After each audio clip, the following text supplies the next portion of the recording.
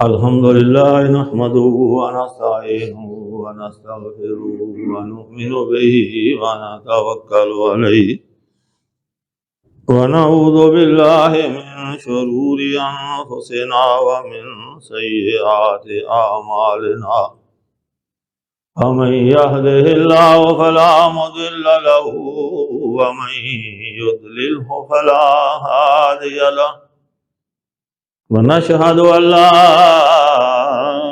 इलाहा इल्लल्लाहु वहदहु ला शरीक लहु वनशहदु अन्ना मुहम्मदन अब्दुहु व रसूलुहु अम्मा बाद अऊज़ु बिल्लाहि मिनश शैतानिर रजीम बिस्मिल्लाहिर्रहमानिर्रहीम वमा आताकुमुर रसूलु फखुज़ूहु वमा नहाकुम अन्हु फंतहू सदक़ल्लाहु मौलानल अज़ीम व सदक़ रसूलुहुन नबियुल करीम इन्नल्लाह व मलाइकतहु युसल्लूना अलन नबी या अय्युहल्लज़ीना आमनू सल्लू अलैहि व सल्लिमू तस्लीमा अल्लाहुम्मा सल्लि अला सय्यिदिना व मौलाना मुहम्मदिन व अला आलि सय्यिदिना मौलाना मुहम्मदिन व बारिक व सल्लिम व सल्लि अलैहि बलगल उला बिकमालिही कशफत दुजा बिजमालिही हसनत जमीउ बिसालिही सल्लु अलैहि व आलिहि बलगल उला बिकमाल। अल्लाह करीम की हम्दो सना नात रसूल मकबूल सल्लल्लाहु अलैहि वसल्लम के बाद मुअज़्ज़ज़ सामीन हाज़रीन नाज़रीन गिरामी कदर, पिछले जुमातुल मुबारक को मैं सैयदना अबू बकर सिद्दीक रज़ी अल्लाह ताला अन्हु के बारे में गुफ्तगू कर रहा था।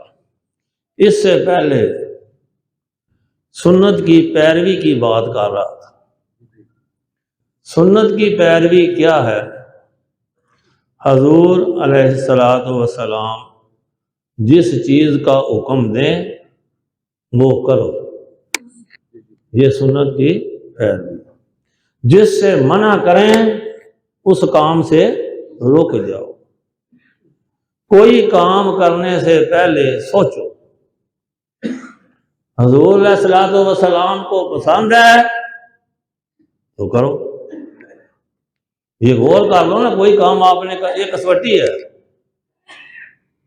कोई काम करने से पहले सोचो कि नबी पाक सल्लल्लाहु अलैहि वसल्लम को ये काम पसंद है तो फिर करो। अगर आपको ना पसंद है तो फिर रुक जाओ, बिल्कुल ना करो वो काम।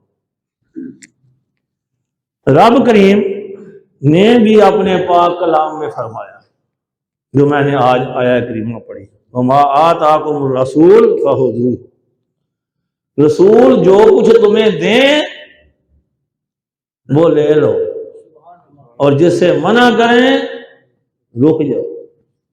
ये कुरान की आयत है सूरह हशर की 7 नंबर, घर जाकर भी मुतालिया करो। रब करीम ने फरमाया कि रसूल जो तुम्हें दें वो ले लो और जिससे मना करें उससे रुक जाओ। याद रखो, जो काम हुजूर अलैहिस्सलातु वस्सलाम ने खुद किए या जिन कामों का हुक्म दिया या जो किसी को कुछ करते हुए देखा मना ना फरमाया, ये सारे काम सुन्नत में दाखिल हैं। 3 काम हैं। खुद हजूर ने किया है कोई काम सुन्नत, किसी काम का हुक्म दिता है हजूर ने, फर्क है ना, खुद करना तो हुक्म देना फर्क है। कई काम ऐसे ने हजूर ने खुद भी किए ने तो हुक्म ही दिता है, कई काम ऐसे ने खुद किए ने तो हुक्म नहीं दिता, कई काम ऐसे ने जेडे हुक्म दिता है तो खुद नहीं किए। 12 दो हो गए। जो काम हजूर ने खुद किए सुन्नत, जिन कामों का हुक्म दिया कि ये करो वो भी सुन्नत। किसी को करते कोई काम देखा हजूर ने सल्लल्लाहु अलैहि वसल्लम तो मना नहीं किया, कोई काम कर रहा था ना, हजूर ने देखा सल्लल्लाहु अलैहि वसल्लम कि ये काम कर रहा है, तो आपका ना मना करना इस बात की दलील है कि ये काम दुरुस्त है, ये काम ये भी सुन्नत है, ये भी सुन्नत है, उसी तरह जैसा दूसरी सुन्नत है। पहली को जो हजूर ने खुद किया उसे सुन्नत फेली कहते हैं, फेल, फा एन लाम फेल, किसी काम का करना। दूसरे को कौली कहते हैं, जो आपने हुक्म दिया, कौल, कौल मैंने बात, जो आपने बात फरमाई, ये सुन्नत। तीसरे को सुन्नत सकूती कहते हैं, सकूत कहते हैं खामोश होना, खामोश रहना। हजूर ने देखा ना बंदा पे काम करता है तो आप चुप रहे ने, ये सुन्नत है, सकूती है, ये भी सुन्नत है। आपका चुप रहना ही इस बात की दलील है, जो काम जायज ना होता तो हजूर ने कदे चुप नहीं सी रहना, आपने फरमाना सी भाई ठीक नहीं। एक सहाबी हजूर अलैहिस्सलातु वस्सलाम की खिदमत में हाजिर हुए, उन्हें सोने की अंगूठी पाई। हजूर अलैहिस्सलातु वस्सलाम ने सोना पहनना मर्द वास्ते हराम किया, मना किया।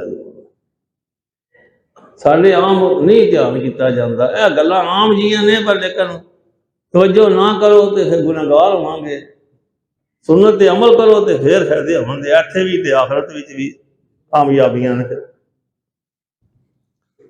कई बंदे सोना पा के ते वो नहीं समझते एडी वड्डी गल, कहते ने इस्लाम जो कोई एहदे विच ही अंगूठी पाने विच, इस तरह फिर केड़ी गल विच इस्लाम है। फिर कई नमाज पढ़न का भी आखते हैं, फिर नमाज पढ़ने में ही इस्लाम है, मैं फलाना काम करना, वो सिर्फ वो तू फरार करने वास्ते, बचन वास्ते किसी काम तू यह कह दिता जी, वो तो कोई जी वो गरीबों की मदद करनी चाहिए, ये नमाजा पढ़ के विखाते हैं।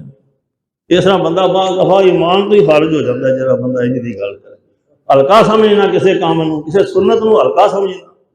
बहरहाल उन्हें सोने की अंगूठी पाई,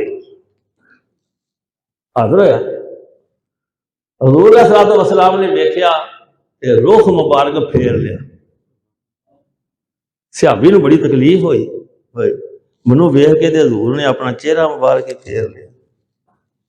अर्ज की या रसूल अल्लाह सल्लल्लाहु अलैहि वसल्लम, मेरे को केड़ी गलती है ये तुसी अपना चेहरा मुबारक फेर लिया।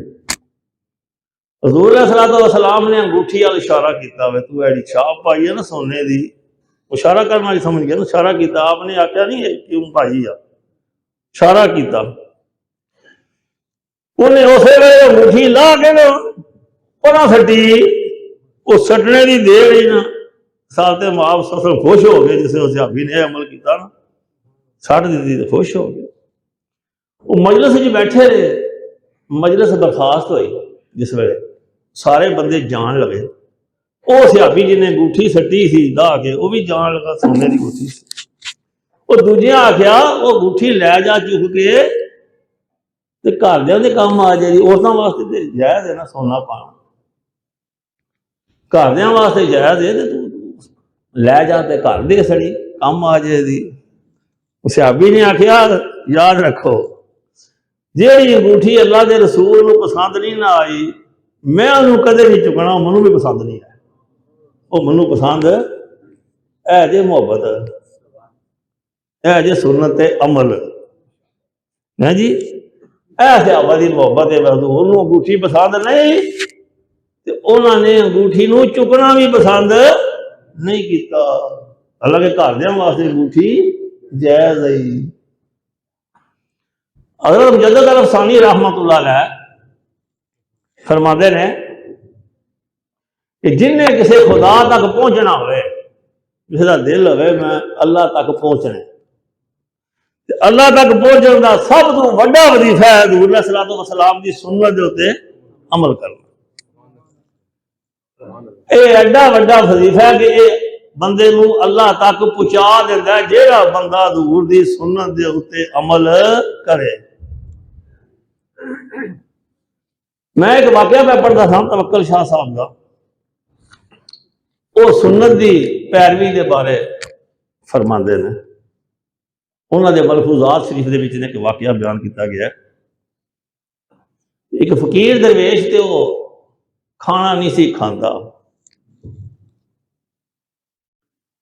रोटी छोटी नहीं सी, चिल्ले कटते हैं। कई बंदे चिल्ले कटते रहे ना तो फिर खाने शाने नहीं खाते, अपने ते लागू कर लेंगे ने मैं नहीं है रोटी नहीं खानी, कणक नहीं खानी, यहो जी गल्लां लागू कर। तो कसरत इबादत की वजह नाल कोई फकीर अल्लाह का बंदा इबादत की कसरत करे तो कसरत इबादत की वजह नाल फिर की होंदा है, जिहड़ी तजल्ली फरिश्तियां ते नाज़िल हुंदी है ना वो ओहदे ते होण लग पैंदी है। जिस अल्लाह की इबादत करता है वो फिर वो फकीर जिहड़ा हुंदा है ना ओहदी ग़िज़ा जिहड़ी है वो फरिश्तियां वाली हो जाती है। फरिश्तियां की ग़िज़ा है नूर, वो खाते पीते रोटियां नहीं खाते, वो ग़िज़ा फकीर की हो जाती है जिहड़ा इबादत गुजार होंदा है, कसरत अल्लाह की इबादत करता है। तो फकीर नूं फिर खाना खाने की लोड़ नहीं रहिंदी, फरिश्तियां वालियां सिफतां उहदे विच फिर आ जांदियां ने, वरना खाने तो बगैर असीं बचदे ही नहीं ना, असीं ते गए खाना ना खाइए तो गए। फरमांदे ने अफजल तरीका की है, वो खाना नहीं ना खाता, अफजल तरीका की है कि नबी पाक सल्लल्लाहु अलैहि वसल्लम की सुन्नत ना छड्डे। हजूर ने खाधा भी है तो इबादत भी की है, खाधा भी है भावें हालांकि फरिश्तियां वाली सिफत आई है पर फरिश्तियां वाली सिफत बेहतर नहीं, सिफत वो बेहतर है जी रसूलुल्लाह सल्लल्लाहु अलैहि वसल्लम, वो बेहतर है फरिश्तियां नालों नहीं, सिफत वो बेहतर है साडे वास्ते, जी नबी पाक सल्लल्लाहु अलैहि वसल्लम की सिफत है ना वो बेहतर है साडे वास्ते। खैर वो फरमाते ने भाई इबादत भी की है हजूर ने सल्लल्लाहु अलैहि वसल्लम ने, खाना भी खादा है। एक फकीर का जिक्र करते हैं उन्हें 6 बरे कोई शै ना खाधी, वो फरिश्तियां वाली तजल्ली जिहड़ी है वो लागू हुई सी, नाज़िल हुई सी। वो काबे शरीफ गया अज वास्ते, उत्थे जिसे अज किया ना उन्हें तो अज तो बाद मदीने शरीफ गया, उत्थे उहदा मुर्शद भी आया सी, उस फकीर का जिन्हें खाना पीना छड्डिया सी। वो मुर्शद नूं अल्लाह दे रसूल ने फरमाया, नबी पाक सल्लल्लाहु अलैहि वसल्लम ने भाई अपने मरीद नूं आख पर मेरी सुन्नत की पैरवी करे ते रिज़्क खाए वरना रद्द हो जाएगा, वरना रद्दिया जाएगा। क्योंकि फरिश्तियां वालियां सिफतां आईयां ने उहदे विच, कसरत नाल इबादत कर रहा है लेकिन सुन्नत ते अमल करन दी वजह ना करन दी वजह नाल उहदे रद्द हो जाण दा इम्कान हो गया। क्यों हो गया कि जिहड़ी सुन्नत है ना हजूर दी सल्लल्लाहु अलैहि वसल्लम दी, अगर कुर्बे खुदाबंदी चाहते हो तो सुन्नत ते अमल करना, भावें खाना ही खाना होवे, भावें खाना ही खाना होवे, वो भावें निकाह ही करना होवे। यह गल तो एक इंसानी जरूरत है ना कि जिनसी ख्वाहिश है, पर यह निकाह करना भी हजूर की सुन्नत है सल्लल्लाहु अलैहि वसल्लम की। तो जो बंदा इसकी भी बगावत करता है, इनू लभदी नहीं वो गल हो रही, इनू लभदी हो तो फिर भी निकाह ना करे। निकाह जरा निसफ ईमान, निसफ ईमान, बंदा डवा डोल रहिंदा है जरा निकाह नहीं करता। जी हाँ, ये सुन्नत की बरकत है सारी, ना निकाह करो ना सवाब लो। अच्छा खैर हुजूर सल्लल्लाहु अलैहि वसल्लम ने उन्होंने फरमाया भी अपने मुरीद नूं आख तो मेरी सुन्नत की पैरवी करे वरना रद्द हो जाएगा। उस मुर्शद ने ना अपने मुरीद नूं नबी पाक सल्लल्लाहु अलैहि वसल्लम के हुक्म की इतला की भाई हजूर ने तो यह फरमाया तो तू खाना छड्डे है, तुझे फरिश्ते वालियां आईयां ने सिफत से तू खाना छड्डे है तो बड़ा बहादुर बने। उन्हें फौरन तमील की, बस भाग चंगे सन, उन्हें फौरन तमील की, खाना खा लिया। फिर फरमाया हजूर ने सल्लल्लाहु अलैहि वसल्लम ने वजह के सी इन्हें रद्द क्यों हो जाना सी।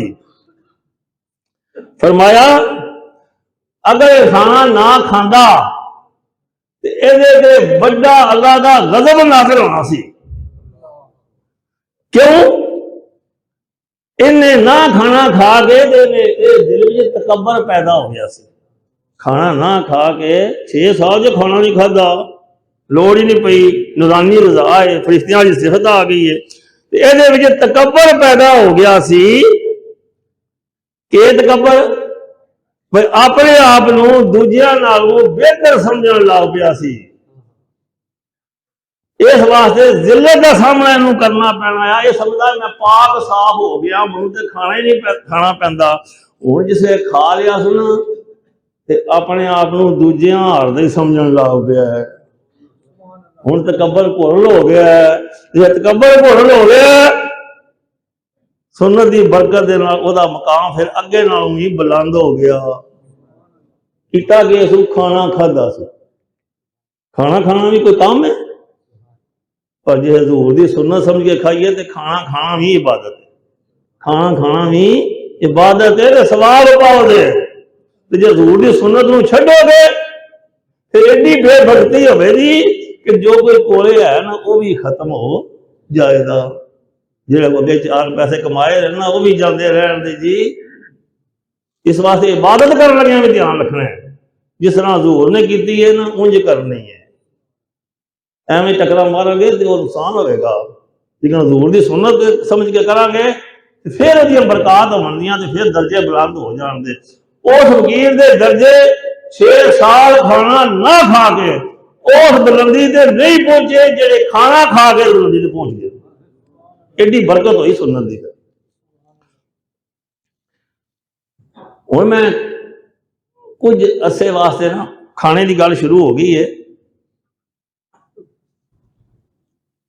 यदी सुन्नत के बारे मैं उनको अर्ज करांगा भी खाना जड़ा वो किस तरह खाधा जाए तो वह के बरकत होनगियां ते ये सुन्नत के तरीका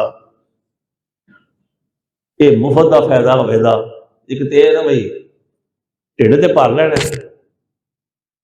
उंज भी खाओ तो ढिड भर लेना, तो जे सुन्नत के मुताबिक खाओ तो ढिड भी भर के तो सवाब भी होएगा।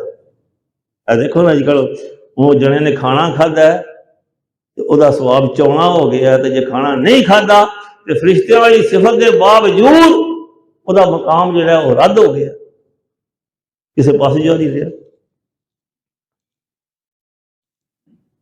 तो खाना खाने वास्ते जी हजूर सल्लल्लाहु अलैहि वसल्लम का तरीका दसिया ना जी, उन्होंने अपनाना जी। तो बरकत वेखियो फिर कि होवे जी। खाना खाते जाओ तो सवाब लंदे जाओ, हर लुकमे नाल ही सवाब हो। पहला तो खाना खाना जिस वे शुरू कर दो खाना तो बिस्मिल्लाह शरीफ पढ़नी, ये याद नाल पढ़नी है जी। कोशिश करया करो जी उच्ची आवाज नाल पढ़ो। ओदा के फायदा होगा, जिहड़ा कोई बैठे है ना इंजे ही शुरू हो गया है तो वह भी बिस्मिल्लाह पढ़ लेगा जे तुसीं उच्ची पढ़ी है। इस वास्ते नेकी करया करो, खाना खान लग्या बिस्मिल्लाह शरीफ उच्ची पढ़ी। वो खाने के आवन तो पहला ना जी वो भी बिस्मिल्लाह करके करना है काम शुरू। हथ धोने ने जी जरूर हजूर की सुन्नत है सल्लल्लाहु अलैहि वसल्लम। इस बार मैं पढ़ा पिया जेड़ा खाना खान तो पहला ते खाना खान तो बाद हथ धोए हजूर की हदीस है सल्लल्लाहु अलैहि वसल्लम की, वो मुताजी नहीं आवन लगी। मुताजी तजर्बे करो, खाना खान तो पहला हथ धो फायदा अपना ही है, पर वह बंदा मुताजी तो बचिया रहेगा सारी उम्र। जो खाना खान तो पहला भी हथ धोए तो खाना खान तो बाद भी फिर ऐसी नफीस तब है हजूर दी सल्लल्लाहु अलैहि वसल्लम। वो खाना खान तो जरा पहला हथ धोने ने हदीस पाक विच वुजू दे लफज भी आए ने। वुजू ऐसा नमाज वास्ते वुजू करते हो ना, यह लफज है हदीस पाक च वुजू। पर मुहद्दिसीन फरमाते खाना खान तो पहला भी वुजू कर लो तो बाद च वुजू कर लो। ਉਹਦੇ ਤੋਂ ਮੁਹੱਦਿਸੀਨ फरमाते ने ऐस वुजू तो मुराद जो है ना हथ धोना है, ये करना है हथ धोने ने। खाना खाने तो पहला हथ धोने ने ते नाल कुल्ली भी करनी है, ते कुल्ली करनी है ते दंदां ते उंगली मारन दी लोड़ नहीं। खान तो पहला जिहड़े हथ धोने ने ते हथ धो के ते फिर तोलिए छोलिए नाल भी पूंजने नहीं। ऐसी नफीस तबैद मैं तो अगे भी अर्ज कीता वो तोलिए नाल पूंजांगे ना हथ तो मकसद फोद हो जाएगा। तोलिया जो चुड़े होंगे अगे पिंडियां से मारे है, हरे के कीते है, कन्ना विच मारे है तोलिया या पूंज ना हथ धो के सीधा दस्तरखान से आ जाने जी। उन्हां धोते हाथां नाल ही खाना शुरू कर देना। ऊंज इंज करके निचोड़ निचाड़ लो पानी, पर उन्होंने तोलियां छोलियां नाल पूंजना नहीं है, ताकि ਉਹਦੇ ਨਾਲ भी कोई जरासीम कोई होवन तो खान लगे अंदर ना जान। बहुत ज्यादा कई बंदे मेरा मुशाहिदा भी है, उन्होंने आखिए ना हथ धो लो जी खाना खान लगे होते, वो कहे जी मेरा वुजू है। मैं एक इशारा करूंगा तवज्जो रखियो, तो वुजू है फरमाया सल्लल्लाहु अलैहि वसल्लम सुन्नत है मेरे खाना खान लगे के करो पहला हथ धोवो, वो वुजू है। नुकसान की होगा नक में उंगली मारने नाल वुजू टुटदा है, कोई नहीं टुटदा। ते जे नक च उंगली मारनी पै गई होवे ते हुण खाना खाएगा वो अंदर ही जाएगा, नहीं जाने लगा। कान में उंगली मारनी पै गई है, वो किसी पिंडे के हिस्से से खुलना ही पै गया है। वो हथ के पाक ने वुजू भी है, लेकिन खाना खाने की सुन्नत के मुताबिक पहला हथ धोवो ताकि जो उंगली अगे पीछे के लगी है तो वही पाक साफ हो जाए। हजूर तो फरमाते ने सल्लल्लाहु अलैहि वसल्लम, और सुबह जैसे उठते हो तो पानी उस लोटियां च पानी लेंदे लोग वुजू शुजू करने वास्ते, तो उसदे वास्ते भी पहला हथ धो लो फिर पानी में हथ पाओ। फिर हदीस पाक दे लफ्ज़ ने पर तेरे हाथां ने रात पता नहीं किथे किथे गुजारी होवे, ऐसी सुलझी गल फरमाई हजूर ने। तेरे हाथों ने रात होरे किथे किथे किथे किथे लगते रहे हाथ, भांडे च पा देगा या वो जो पानी गुरुआ से इस्तेमाल करना है वो डर जान राती बंदे पता लगता है उन्होंने को पेशाब भी लग गया हो, कुछ ही हो गया हो। इस वास्ते जी खाना खाने को पहला हथ धोने हजूर की सुन्नत है सल्लल्लाहु अलैहि वसल्लम की। ते खुशे कीते तो बगैर कोई तौलिया इस्तेमाल ना करो ते खाने उत्ते आ जाओ। फिर खाना खाने तो बाद तुसीं हथ धोने ने ते फिर कुल्ली करो ते उंगली भी मारो, कुल्ली करो ते उंगली भी मारो, ताकि जो धोरे भारे आने ना दंदा वो भी निकल जान, दंद साफ भी हो जान। पहला नहीं कोई उंगली मारन की लोड़, बाद फिर उंगली मारन की लोड़। फिर खलाल भी कर सकते हो, करना सुन्नत है हजूर दी सल्लल्लाहु अलैहि वसल्लम। मैं हरम शरीफ में खड़े था तो वो एक बंदे ने ना वो गाल पुराने साढ़े बुढ़े जड़े ना एक डोई जी कन्न च मारने वास्ते दंदा च मारने वास्ते ना एक बनी होंगी सिलाई जी, वो गल च पा लेंदे फड़ी उतू दंदा च मार ली। तो अरबी शेख उत्थे खड़े आ तो उन्होंने काबू किते आ, वो रेहड़ी से बंदा नाल दूजा बंदा खड़ो लगा शिरक शिरक रह गई, उसका मतलब है कि शिरक किते आ कोई तवीज पाए देखिए। तो मैं कोई कुदरत से खड़े आ मैं क्या आगा ले खलाल या शेख ऐसे खलाल कहते नाम नाम नाम खुश हो गया।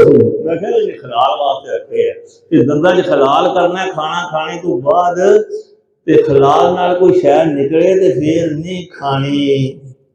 खलालू बगैर निकले दंदा जो भोला छोला निकल आया दाना निकल आया खलाल नहीं किया तो फिर वो खा लेना तो जो खलाल करके करना है तो फिर नहीं खाना फिर वो वाहदारी पर जो फिर खाओगे तो हो सकता है अंत करके कढ़िया वो खून की अंग्रेज हो गए तो फिर अंदर चला जाएगा नुकसान देगा कि जो अपने आप निकल जाए तो खून की निर्देश नहीं हो रही वो उधर खा सकते हो मार